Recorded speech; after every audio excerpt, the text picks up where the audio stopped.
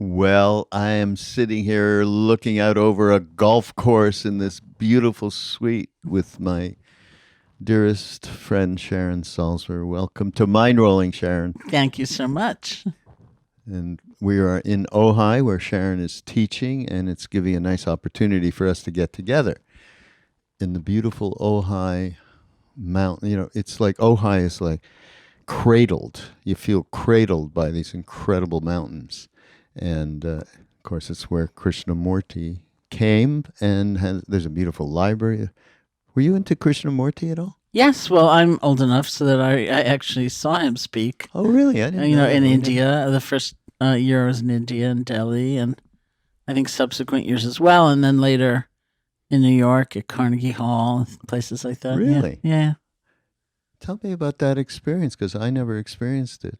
Oh, he was so clear, and like in Carnegie Hall, it was so interesting because he was just on the stage, and it was just him, and I think a little table with like a flower or something, and he filled the space, but not through dramatics, just through this very kind of calm, clear exposition about awareness, and he was pretty great. Yeah? Do you remember anything you really picked up with him that stuck with you around teaching? No, there's a beautiful quote. I can't remember exactly what it was, but something like, the mind is liberated by seeing what is true, not by our efforts to be free. Or we are liberated, something like that. Not by our efforts to be free. Wow, that's great. Oh, you should go there. It's really... Oh, yeah, right. It's right here. Yeah, it's right here, around the corner. Yeah, to the library. I mean, it's got a lot of his awareness peace kind of vibe in it. So it's kind of nice. So I think I was telling you last night when we had dinner that I did this podcast with my son, with Joseph Goldstein, your close person for all these years. And since it was after Ram Dass leaving, and my son wanted to know, a little bit about just handling the loss, handling the griefy, depression-y kind of thing, and so I need further elucidation, because Joseph talked about. He said, "Don't conflate loss with grief." In other words, don't put them under the same heading and run them through your system side by side. Can you talk a little bit about that? It's just for you, a loss and grief. Was it helpful for your son hearing that? I haven't talked to him yet. Okay. I mean, it's a little hard to say because people use those words so differently, and Joseph, following in the lines of great Buddhist scholars, is extremely precise in the way he uses words that we might in casual conversation use synonymously. But he's like making, fine distinctions. So sometimes grief is talked about in the Buddhist psychology. It doesn't even necessarily mean the Western psychological sense of grief, but it's the sense of protestation. Things should not be the way that they are, or even I insist that they not be the way that they are. And I think that's a different add-on to what's already a very painful situation. And I think what Joseph is implying is that there's maybe the possibility of understanding this is in the nature of things, that there's no one who escapes death. There's no one who escapes loss, like day by day. And yet, I don't think the implication of that statement is that it's all hunky-dory, that we don't feel things. And sometimes people bring up the example of the Buddha when his two closest disciples had died. I think they died within 2 weeks of each other. And the Buddha said something like, it's as though the sun and the moon were not in the sky. So he didn't say, what the hell, everybody dies. It wasn't like that. But you sort of, or at least I don't imagine him falling down on the ground, having a tantrum because these two people died. It's like, this is the nature of things. Yeah. And I think if you accept that long ago, as one might through continual reflection. Um, it's different than certainly the American cultural norm of let's all pretend, forever that that's never going to happen. If it does happen, then it's like, oh, that person blew it somehow, like they couldn't manage to stay alive. Some this funny Lama Surya Das, who was at the memorial for Ram Dass in Maui, and in the middle of his little chat, he said, there's one thing that's really a miracle. The miracle is we all don't think we're going to die. That's a miracle that we think like that. Yeah, it was really a funny take. Yeah. I think it might be in the Gita, which you would know better than I. Something like, what's the most wondrous thing in the world? The most wondrous thing in the world is that all around us, people die and we don't think it's going to happen to us. Yeah. It's an amazing thing. So loss is in the nature of things and needs to be appreciated as such. And of course, acceptance of impermanence is a large part of that. And then grief of just, it's nature of things to feel bad. Yeah. Just to feel bad. I thought of all the things that I'm going to miss about Ram Dass not being around. Yeah, that's true. And the one thing that I did, maybe I even said it on that podcast, but Ram Dass' constant admonition that we can live on more than one plane of consciousness at the same time. Okay, and we tend to really separate that out, because we're in grief, we're going to be there, and then I love your thing of the add-ons, right? The add-ons, there's a lot of them, and they feed that emotion. I mean, I know this well, and we've talked about it before. A person gets angry over being slighted or whatever it may be. That person brings in everything from the very core of their being,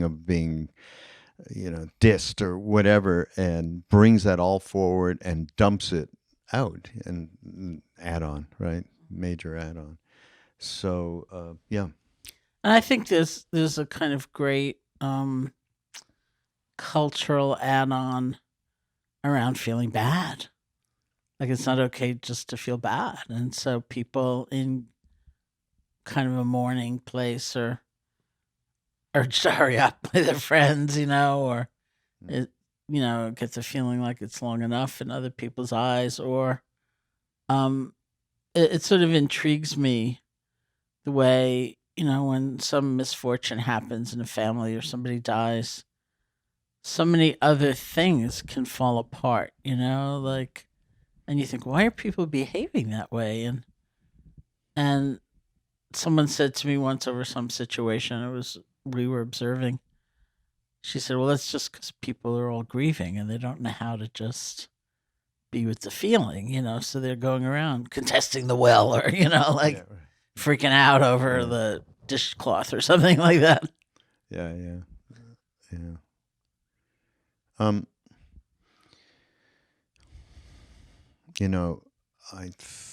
not sure if you know, but we've been working, Duncan, who you just saw recently. Duncan and I are working on an idea for a book that's around Krishnadas's movie of Me.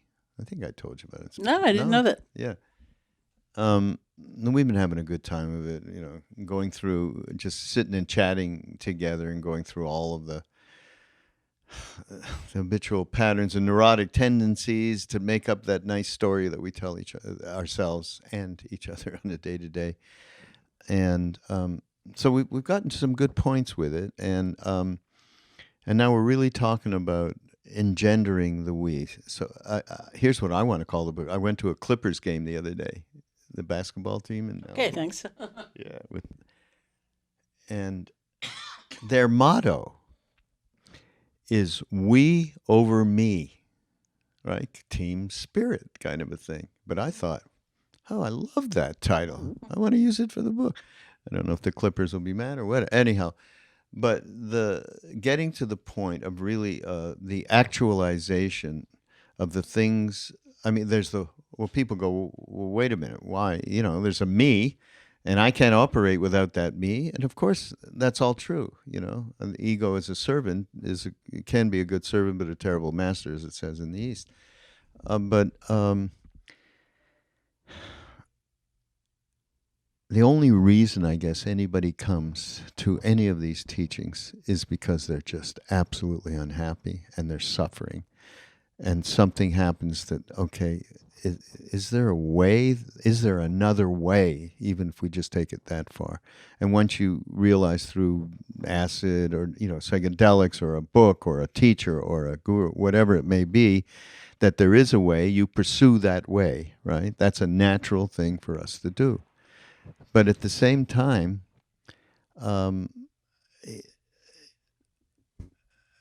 it seems to me that one, and which is the essence of what he and I are working on, we absolutely have to look at the reality of all the moments that we tend to be able to get out of ourselves because somebody else is suffering, maybe.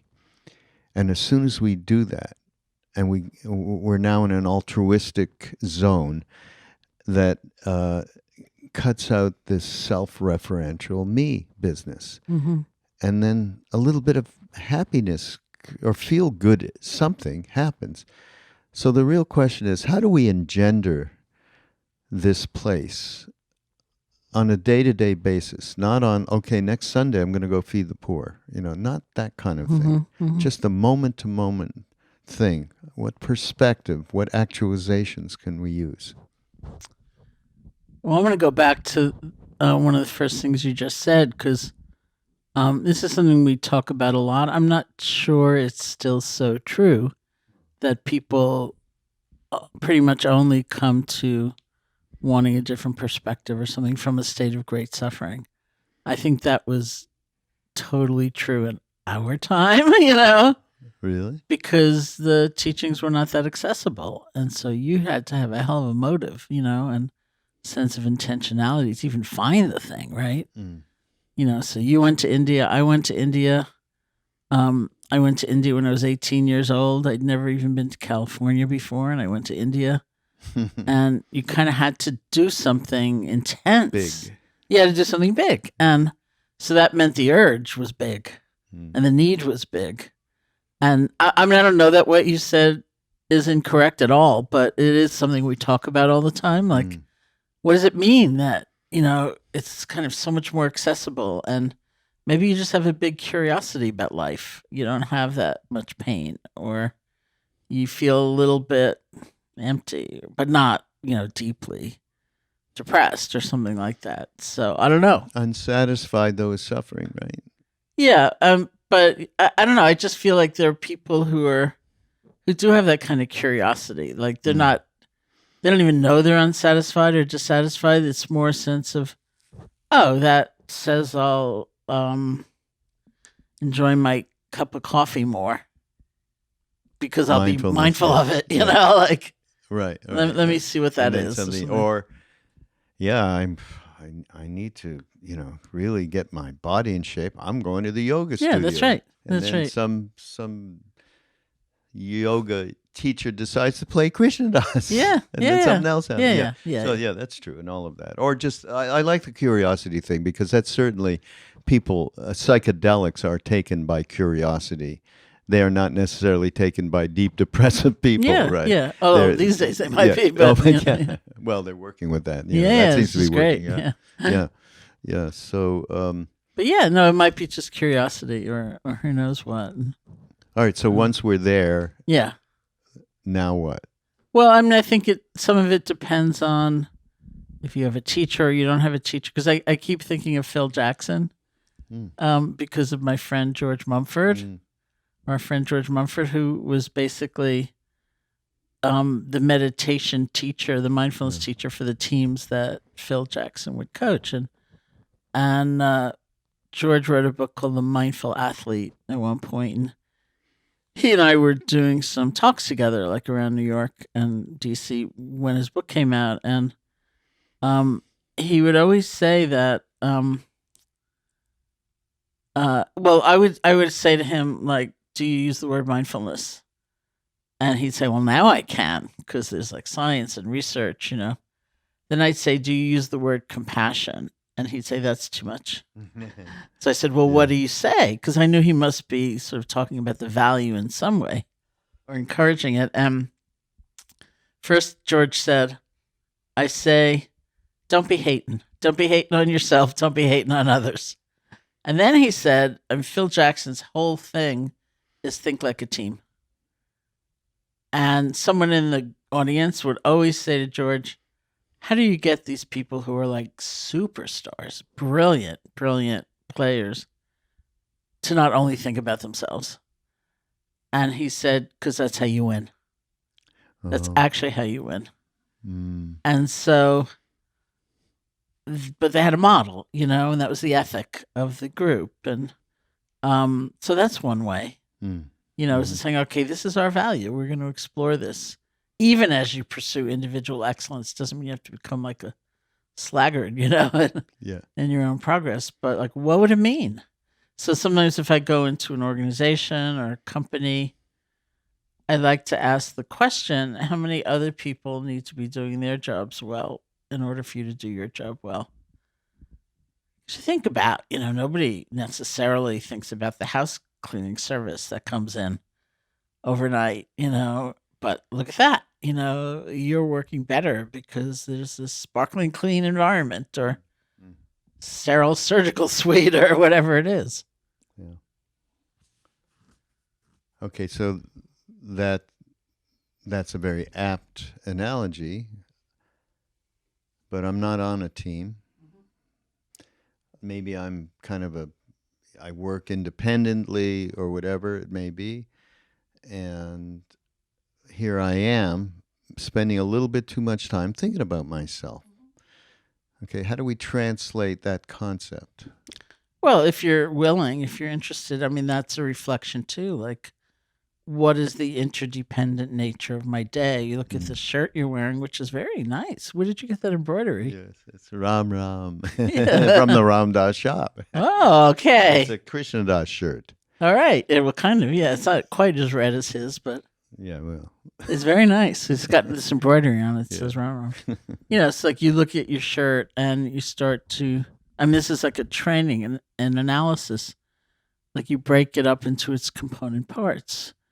Or how many forms of life have been involved in the creation of that shirt? It's like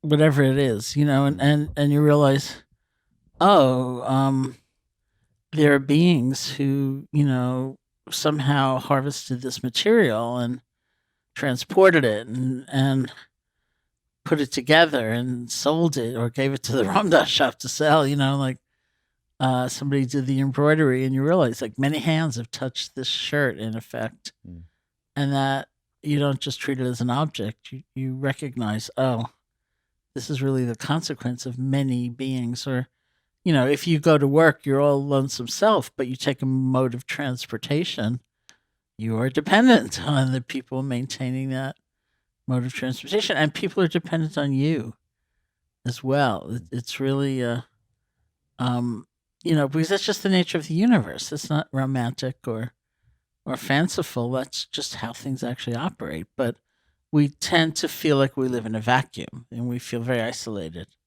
But it's actually not true. So, I don't know what's happening there. Yeah. Trolley or something. So we're talking about interdependent nature of things.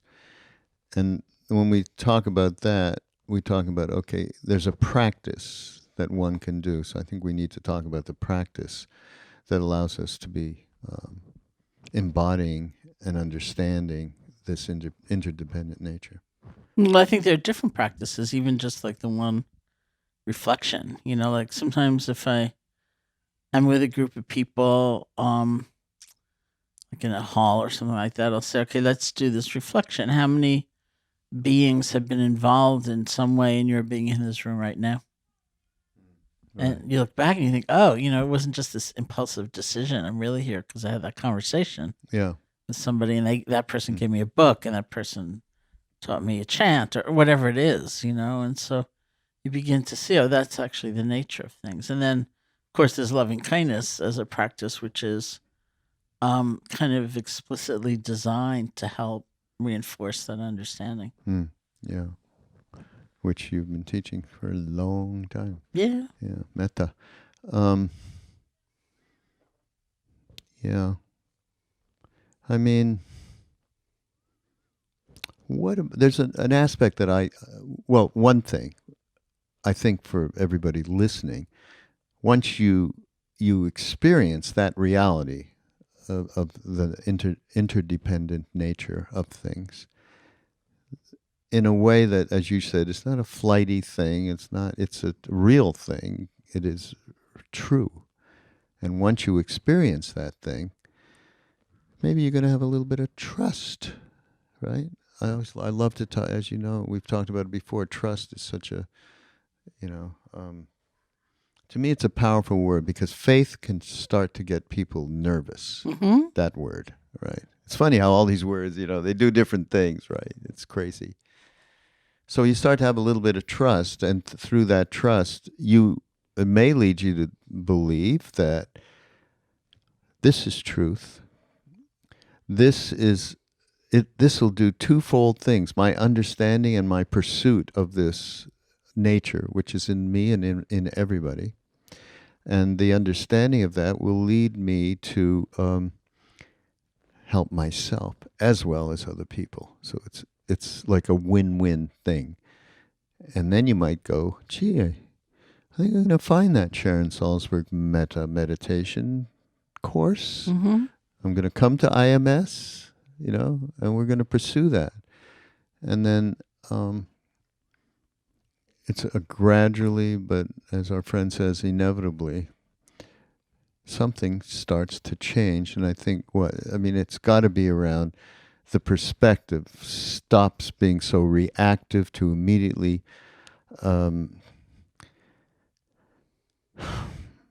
judge everything around us, basically, right? I mean, we just, from the judging everything around us to the feeling like we are being attacked. Those two things are so strong and create such separation. Look what's going on in our world in terms of this 2020, the election, and so on. Mm-hmm. So,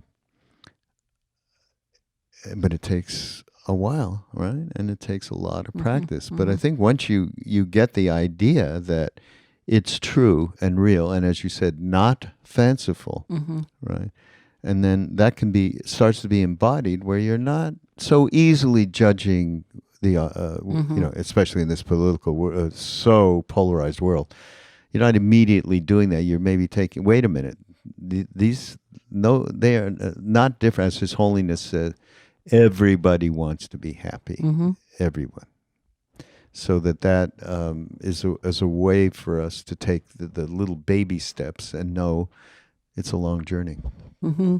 And also, I think there's a lot of satisfaction out of, in reference to something you asked earlier, out of kind of making resolves that are almost like, you could call them disciplines, or you could call them plays, of life or whatever. But it's like not looking only for like a kind of grandiose solution or manifestation of your deepest values, but for this week, I'm going to try to remember to thank anybody who helped me out in some way.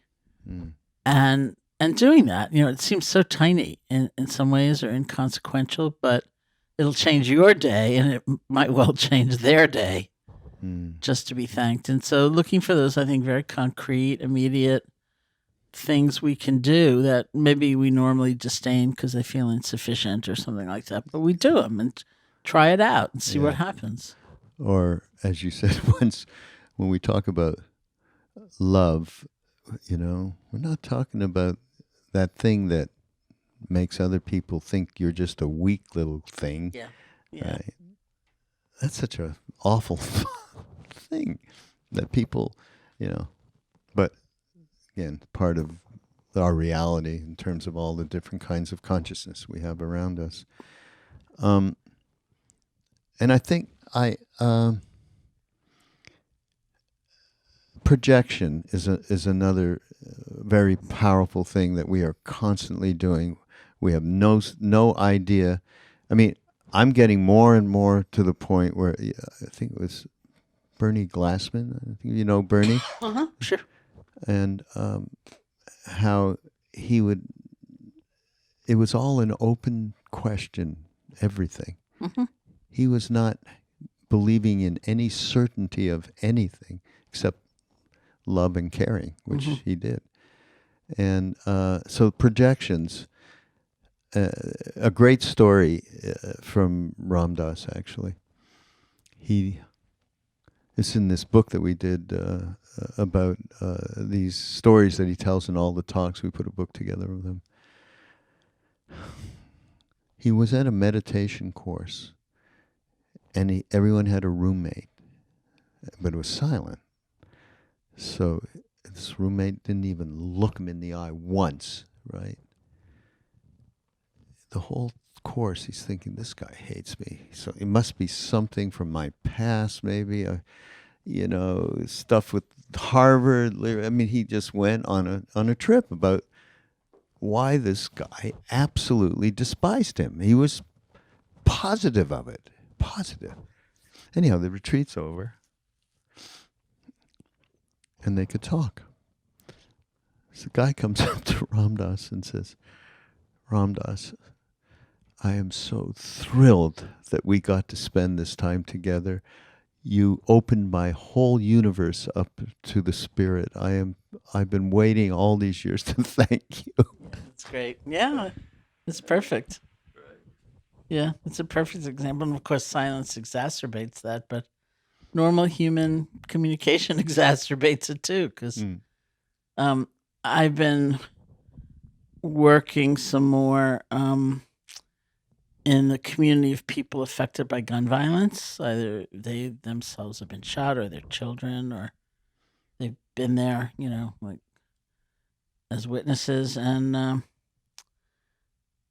somebody told me a story. This friend of mine told me a story about one of the dads who'd lost his son at a school shooting, was going back to work for the first time in a year. And he did something in a restaurant. I don't know exactly what it was, but she went kind of to support him his first day back at work. And she said it was so amazing because she was just watching him chatting with people or doing his job, whatever it was. And she said, you never know. And she said, and she realized you never do know. Like, you don't know that this guy just got out of bed for the first time in a year, it could function. And we just see these people. For all she knew, the guy next to her had a story too, Yeah. But it's like we don't stop and admit what we don't know. Yeah. And that everybody wants to be happy, and that everybody is vulnerable, and that we have much more possibility of a sense of collective care and understanding than we leave time for. I remember Bob Thurman said once, or I must have read it, maybe I read it. What did he say? Worse than the ignorance that we carry around is an attitude that we know anything. Yeah, that's right. That's really deluding, really deluding. Did you listen to his puja for Ram Dass online? A little bit. I saw a little bit of it, yeah. Yeah. Were you there? No, I wasn't you there, weren't but there. I listened to it online. Yeah. It's so great. It was fabulous. Yeah. So, okay, want to hear about something? Because I didn't know this till last night. But you have a new book coming out. I do. And people, when you hear this podcast, you will be able to pre-order it and make sure that it gets where it should be, which is really in front of as many faces as we can, and many eyeballs. So, yeah. Okay, what's the name? And we got you got to tell me something. I literally, because I knew we were going to do this, so I didn't get into asking you anything about it. Yeah. So go ahead, tell me. Yeah, I will send you the link, for pre-sales, because this really is, in an ordinary kind of conversation like this, I would have made sure you had the book, Oh, that beforehand. But it's like you don't, you've never seen it. Um, so it's called Real Change, and that was a little bit, honestly, of a joke title because I have real happiness and real happiness at work, and real love. So we were going to call this Real Change as a joke, but then there was never any better title that came along. So it's called Real Change. And subtitle is something like Mindfulness to Heal Ourselves and the World. So it's about mindfulness, loving kindness, and social change. And I'm really happy about it. It's different than other books I've written in that I include the voices of many people working towards social change. And I also define social change in a pretty broad way, including art and creativity that helps break down boundaries and, have people think differently. And so I have like playwrights and musicians and immigration attorneys and Really? Wow. anti-bias, people and environmental people. I mean, it's just very interesting to me. Not everyone I had interviewed is a practitioner. Many of them are. They have some kind of practice or another. Some of them don't. But everyone is expressing kind of the same values, like interconnection. And also, interestingly enough, I mean, one of the first people I had interviewed was a striking fast food worker in New York, somebody who'd been leading the movement toward $15 an hour as a minimum wage and a union for these people, and met a bunch of them through some friends. And I found them incredible people, because they were doing a very scary thing. Like, they have nothing. Some of them are working full time and living in homeless shelters because they can't afford rent. And but it's all they had was those jobs. And their parents would say, their family would say, don't rock the boat. It's all you've got. But they just said, no, we deserve better. And so I had some interesting conversations with people about that sense of love for oneself that helps you stand up and say, you know what, this isn't right. And that was a really strong tie for me to loving kindness practice and for oneself. And then the sense of agency, like how not to feel completely helpless in the face of such an onslaught of suffering. And I have 2 chapters that were really interesting to explore. One on moving from anger to courage, one on moving from grief to resilience. So it's kind of a powerful book for me to be looking at. All right. Well, okay. I know I didn't get the books. You can't blame me, whatever. But I want. Okay, grief to resilience. I have gone through. Yeah. This is a now thing for me, sure. and it's been going on for some time over different incidents in my life. So, please enlighten me. Wish I had the book. I mean, there were some perspectives on grief that, and this is, again, using the word in a certain way. It was like, first of all, it's natural, of course, and the world might say, hurry up, but it's a natural feeling. It's love that doesn't have the usual place to go. The person is gone or the situation is gone, and we had all that love, and it's nowhere to go.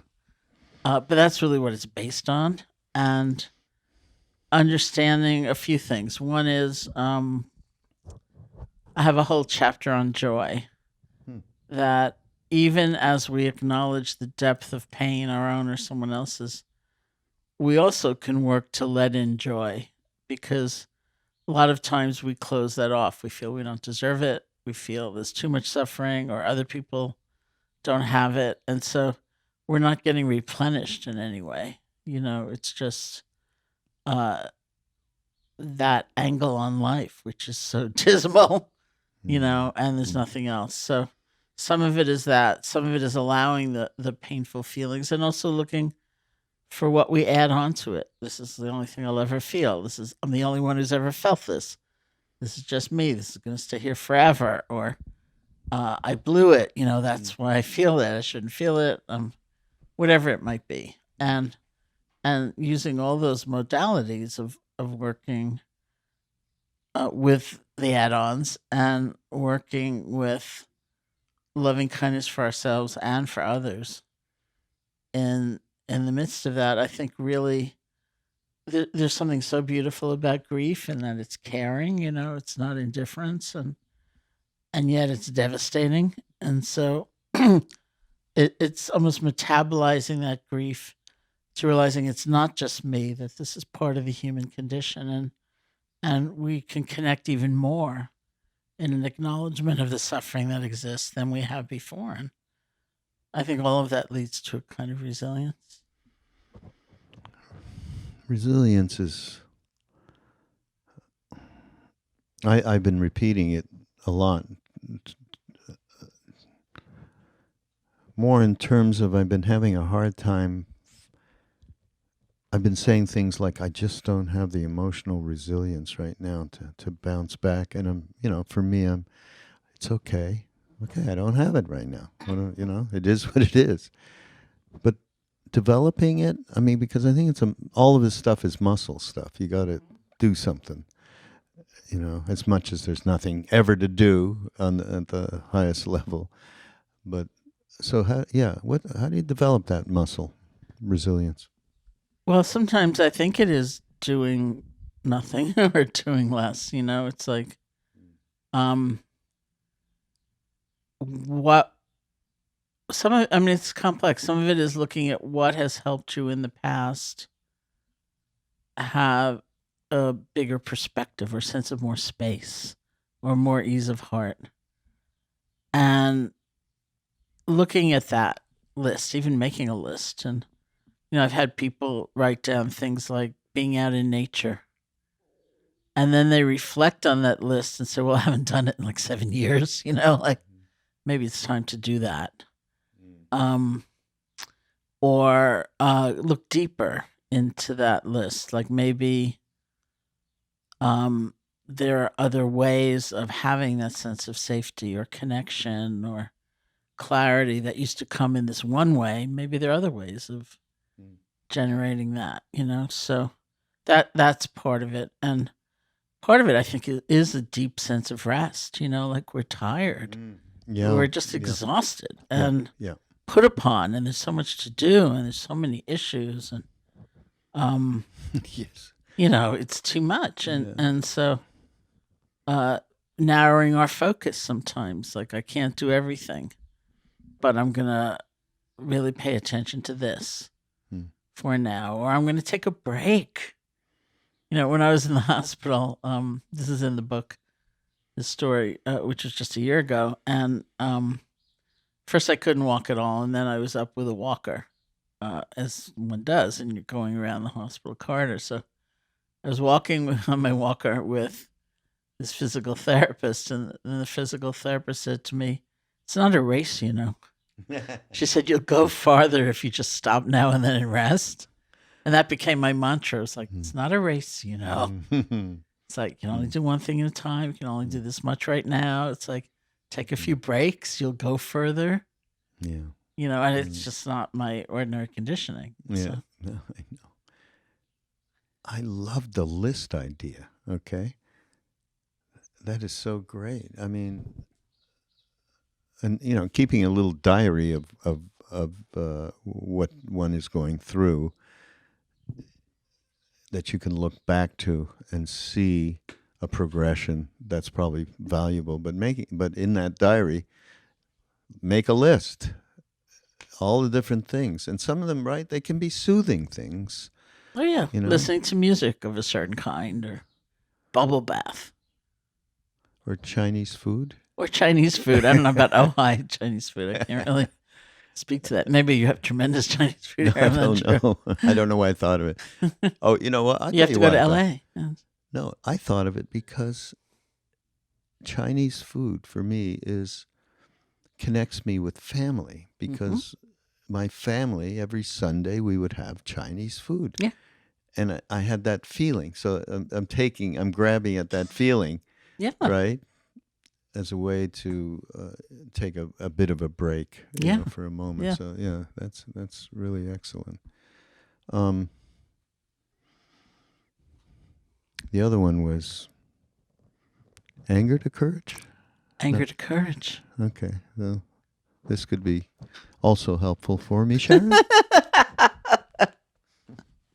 Well, in the Buddhist psychology, anger has some positive attributes. It's got energy, for one thing. And there's a way in which, and I'm not talking about it being problematic to feel anger, because we feel what we feel. And I think the more we denounce what we feel, the worse trouble we're in, So it's not about that, but getting lost in anger, getting overwhelmed by anger, and especially having anger guide our choices, our actions, can be very problematic. So the positive side is the energy. It's a way of saying, no, that's just not right, or enough, or look at that. There's a lot of conversation about within looking at the Buddhist psychology about things like, it may be the angry person in the room that points out the flaw. I mean, this is a very beautiful room. We're looking for a flaw, but let's say there was a hole in the carpet, which there is not.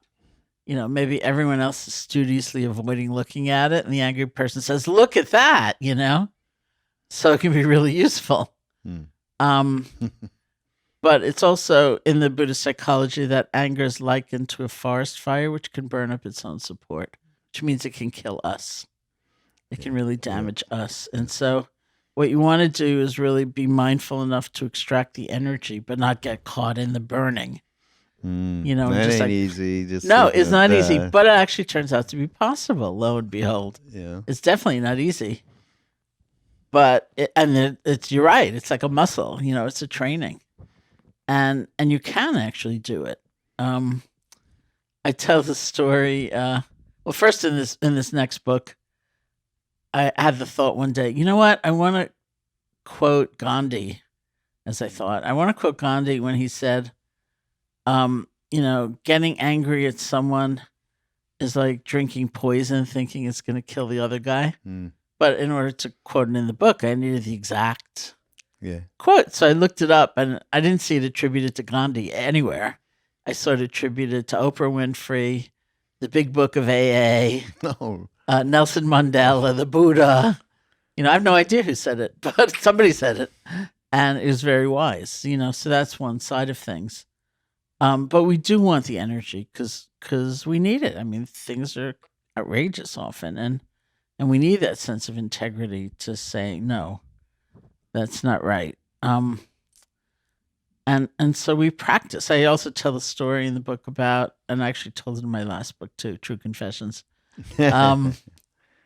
About I teach sometimes with these great guys from the Holistic Life Foundation in Baltimore, who it's two brothers, Atman and Ali Smith, whose parents were yogis from the Self-Realization Fellowship. So they grew up as vegetarians and doing yoga and meditating from the time they were 7. And then there's their friend, Andy Gonzalez, who they met in college. And then they teach in the inner city in Baltimore. And they have a lot of school programs. And they told me the story about this little girl who was, let's say, maybe 8 years old, always getting into fights, always getting into trouble. And the kids would like tease her and bully her. But she would always retaliate. And she was the one who'd get into all this trouble. So one day, and they taught her how to meditate. And one day they walked into like the gym or something. And she had this other little kid up against the wall holding her by her throat. Oh. And then she looked at her and said, "You're just lucky I know how to meditate." And she dropped her and went off and sat and like composed herself, So it's something like that, It doesn't mean you never say anything. It doesn't mean you never do anything. But it can be such a spiral down into self-destruction to just be lost in anger all the time. Okay, now we're moving over to courage, is taking this energy. That's right. And then? Yeah, and being able to have boundaries or say no and take some risks, like that person who's pointing at the hole in the carpet, in a way is taking a risk. But it might involve learning skills of communication, and I think it involves a certain amount of self-understanding, like, what do I really want to see happen in this situation? Do I want to be seen as right and come off as the victor, or do I want a resolution? And if I want a resolution, it's a whole other means of communication. Yeah. Taking a risk, doing something you normally might not have done. A great Chinese medicine doctor, Alex Tiberi, was he used to say, this is according to Saraswati, who was married to him, do whatever it is that you don't like doing. Try doing something you don't like doing. It could be eating something different. Just absolutely in any realm, that one thing. And I always liked that. I loved that because it to me, that is a muscle that you can tune to and cultivate that will allow for more broadening of a courageous attitude rather than sticking to the habitual patterns and so on. Because I think it takes tremendous courage, right, to cut through habitual patterns. So It does. I'm thinking, I don't know, my mind leaped to people chanting, and always feeling so self-conscious, like, how do I sound? Or I'm not good enough to chant. My voice isn't good enough. And doing it anyway. Yeah. That's a great example, especially in our tradition with Neem Karoli Baba and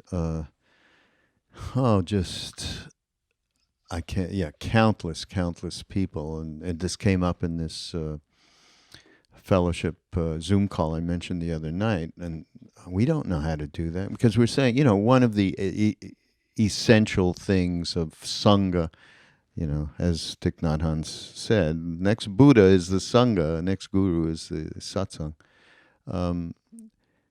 So central to that for Maharaji is food. Starts with food. Okay. Then it's the community sharing this food and preparing this food, and then of course there's chanting of the name, which is the big practice that we brought back that Krishnadas exemplifies. And how do we do that? How do we start? My voice, I don't like, it's like when I was first in radio way back in the day when I met Ram Dass, and I heard my voice after it was recorded in a program, I was like, oh my God, I was so uptight about it for so long, Now people come up and say, whoa, you've got this great radio voice. You should only know, I want to tell them. How I suffered. Yeah, how I suffered. But yes, it's a great example because that is so, people get very self-conscious about how that reflects their Mimi guy, girl, right. And so you take that little leap and you can't imagine what follows that because, and this goes back to your book, joy. Yeah. Joy can really help cut through a lot of stuff if that gets cultivated. Yeah, so maybe a little bit about joy from the book. Yeah, I mean, sort of combining those two things together, I'm reminded of, remember when the Dalai Lama was in Toronto for the Kala Chakra? Yeah, we went. It was like 12 days, 11 or 12 days. And he would do his own practice in the morning in front of everybody, which was kind of amazing. And then there were different practices. And then when the teachings actually started, he liked getting other people to get up on the stage and do chanting, kind of in the chronological order of how Buddhism spread across the world. And so that would start with the Theravada tradition of Burma, Thailand, those countries. And the first day, there were no Thai people there, but there were both a Canadian monk and nun who had been ordained in that tradition. So they got up on the stage and chanted. And the second day, when the Dalai Lama did it, there was just the nun. I don't know where the monk was. So she had a chant all by herself. So you can imagine this scene. There's like 5,000 people in front of you. The Dalai Lama is sitting behind you, and you're basically singing out loud, And so And because I had studied so much in that tradition, I could tell she was making a ton of mistakes. Like the things you're supposed to say once, she was saying 3 times. The things you're supposed to say 3 times, she was saying once. And then her voice was quivering, and finally it was over. And he went on to like Koreans or something like that, through the chronology. And then at the end, he said, I want to thank everybody who chanted, especially that nun. Oh. He said, it's not easy to chant by yourself. He said, I had to do that once. I was in Japan or someplace. I think it was Japan. I was in Japan, and I had to chant the Heart Sutra by myself, which is such a core text and so well known. He said, I made so many mistakes. It's like I made up my own Heart Sutra. And it was so beautiful because he was like praising her effort and her courage and her willingness to do it. And she came up to me afterwards. She was completely radiant. And she said to me, do you want to chant with me tomorrow? And I said, no, thank you. I wasn't ready. But, he didn't kind of carp on, you should have learned it so that you know what to do once and what to do 3 times. It was a whole other level. And it was such a source of joy for her. She was no longer fixated on, I chanted in front of the Dalai Lama and 5,000 people and I made all these mistakes. It was like he was just praising her heartfulness, which was the point. Joy is good medicine to help you forget about the little me that wants to dominate and believe in thoughts and all that. Yeah, that's a good prescription, really. Just you talk about His Holiness, you can feel Him. It's such a powerful presence of compassion and love and kindness. I miss Him. I haven't seen Him in some time. Yeah. I know He doesn't travel quite as much as He used to. Yeah, true. Yeah. I was telling you, we're kind of near the end of our session here. Sponsors only allow for 58 minutes, If I could find one, that would be good. Which reminds me, everybody out there, we need your support, okay? A little commercial in the middle of all this, Sharon. But I was telling you last night about this series on Netflix called Buddha, right? It's his whole life story. It's like 50 episodes or something crazy. It takes when I was going through some health stuff, it was perfect. I just sat there and watched them one after the other. And it's corny, as I said, a corny Indian docudrama, right, of the whole life of the Buddha. Like, he never ages in the whole thing. He's this handsome-looking guy, the whole thing, all the way to he died when he was 80. Like Keanu Reeves? yeah, kind of, yeah. Yeah, Keanu would be good, right? Keanu was in the Little Buddha. Little Buddha, yeah, right. And it was a real depiction. So everybody, it's on Netflix. You would love it. And it's a real depiction, meaning the king, Suddhodana. He's, all the names are correct. Even the conflict between Siddhartha and his cousin. What was his cousin's name? Devadatta. Devadatta, yeah. All of it, very accurate. The mothers and the conspiring against him so Devadatta would be king.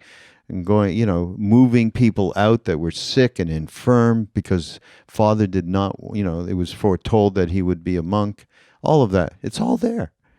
But done in the way, if you've ever seen India, it doesn't have a lot of song and dance, but it's got kind of that Bollywood thing to it. Well, I told you last night, I kind of fell in love with the Buddha through this thing, And I'm just sitting here now and chatting with you, and we haven't seen each other in quite some time, and everybody out there, we've known each other for an awful long time that we don't want to mention too much, but it was through your love of Buddha, your practice, your energizing loving kindness practice in particular.